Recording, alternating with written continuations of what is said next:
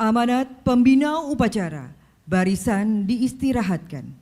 Untuk perhatian, istirahat, di tempat, gerak.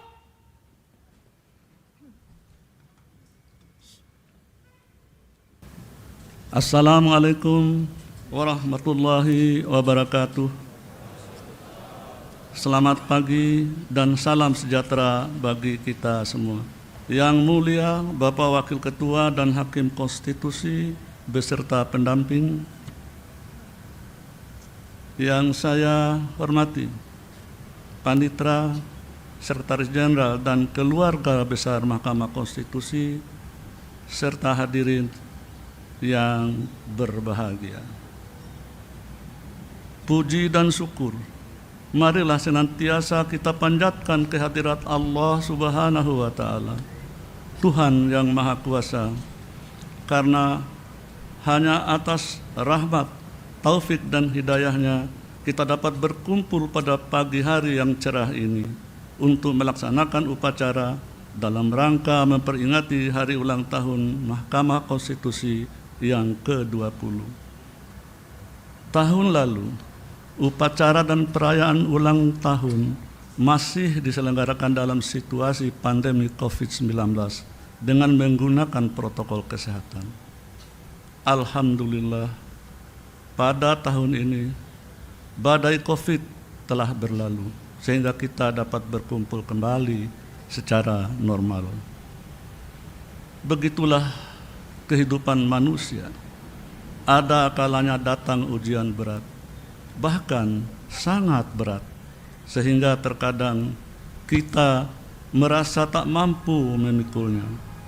Padahal Allah Subhanahu wa Ta'ala, Tuhan yang Maha Kuasa, telah berfirman, la yukallifullahu nafsan illa wus'aha.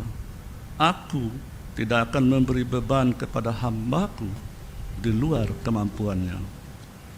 Hadirin yang berbahagia, pada kesempatan ini saya ingin menyampaikan beberapa catatan dalam rangka mempersiapkan diri untuk mengantisipasi beberapa event, pelaksanaan kegiatan yang telah, sedang, sekaligus yang akan dilaksanakan terkait pengelolaan internal kelembagaan guna menjaga dan meningkatkan kinerja lembaga ke depan.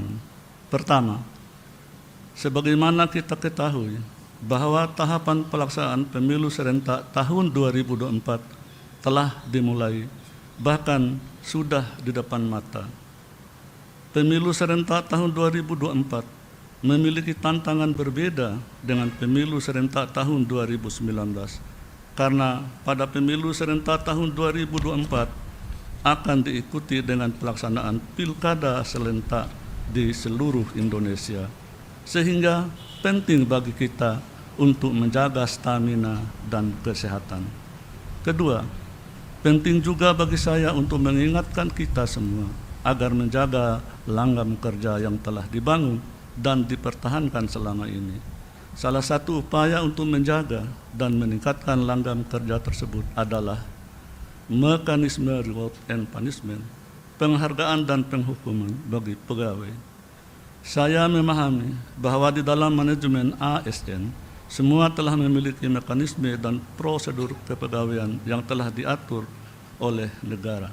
Namun, bukan berarti institusi tidak bisa sama sekali memainkan perannya di dalam memberikan reward and punishment bagi pegawainya. Oleh karena itu, menjadi kewajiban kita semua, khususnya para pejabat dan pimpinan di lingkungan Mahkamah Konstitusi, untuk dapat menilai secara objektif terhadap semua pihak Mahkamah Konstitusi. Jangan karena pertimbangan subjektif tertentu, lalu objektivitas kita menjadi hilang. Hadirin yang berbahagia, dalam berbagai kesempatan saya sering menyampaikan kisah Rasulullah SAW yang menegaskan sikap beliau untuk berlaku adil tanpa pandang bulu, termasuk pada keluarga, bahkan terhadap anak kandungnya sendiri. Seandainya anakku Fatimah mencuri, maka aku sendiri yang akan memotong tangannya. Sikap demikian menjadi suri teladan bagi kita semua dalam memutus semua perkara. Mahkamah Konstitusi tetap konsisten dalam menerapkan azas keadilan untuk semua, justice for all. Hal ini sejalan dengan firman Allah dalam surat Al-Maidah ayat 8. Janganlah karena kebencianmu terhadap sebuah kaum atau seseorang menyebabkan engkau tidak berlaku adil. Hadirin yang saya muliakan, pada prinsipnya seseorang mengajukan perkara di lembaga peradilan selain untuk memohon keadilan, juga untuk menyelesaikan masalah yang dihadapinya, bukan malah sebaliknya melahirkan persoalan baru. Itulah prinsip dasar dari keberadaan sebuah lembaga peradilan, termasuk Mahkamah Konstitusi. Memang sulit bagi kita untuk bisa menjatuhkan putusan yang memuaskan semua pihak, sehingga tidak jarang kita harus menerima kenyataan pahit berupa tuduhan dan fitnah, padahal fitnah itu lebih kejam dari pembunuhan. Maknanya adalah dosa bagi yang memfitnah melebihi dosa bagi seorang pembunuh. Demikian firman Allah dalam surat Al-Baqarah ayat 191. Wal fitnatu asyaddu minal qatli. Kisah Nabi Sulaiman kami jadikan cermin bagaimana cara beliau memutus dan menyelesaikan masalah dua orang ibu yang memperebutkan seorang anak. Padahal dari kedua ibu tersebut tak mampu mengajukan alat bukti apapun. Lalu kepatuhan terhadap putusan hakim dicontohkan pula oleh Sokrates ketika memilih putusan hukuman mati di antara tiga pilihan di pengadilan negeri, di pengadilan Athena Yunani pada ribuan tahun yang lalu. Hadirin yang saya muliakan, menghadapi tahun politik seperti sekarang ini, tuduhan dan fitnah datang silih berganti ketika MK menangani perkara tertentu. Akan tetapi kami tidak terpengaruh dan kami tidak tunduk pada intervensi dari manapun.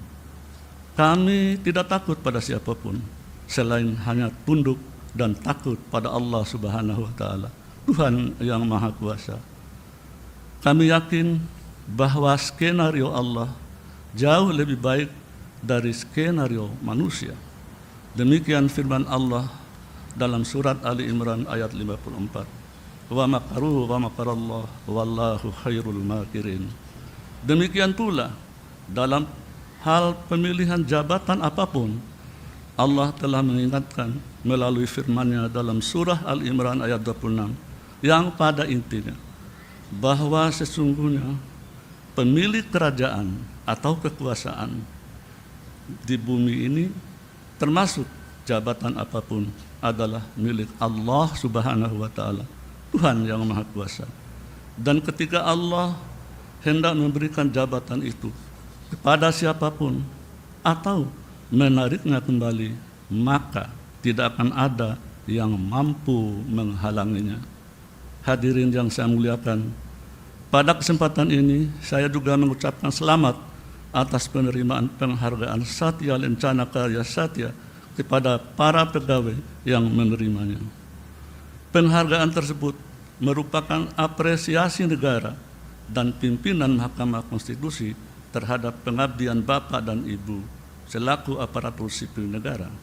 Ucapan selamat juga saya sampaikan kepada para pegawai dan karyawan teladan yang telah terpilih tahun ini, termasuk kepada para juara lomba.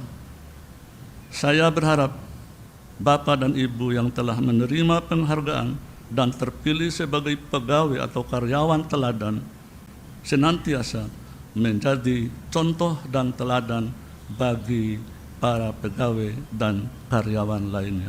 Demikian yang dapat saya sampaikan. Mohon maaf atas segala kekurangannya dan terima kasih atas segala perhatiannya. Billahi taufiq wal hidayah. Wassalamualaikum warahmatullahi wabarakatuh.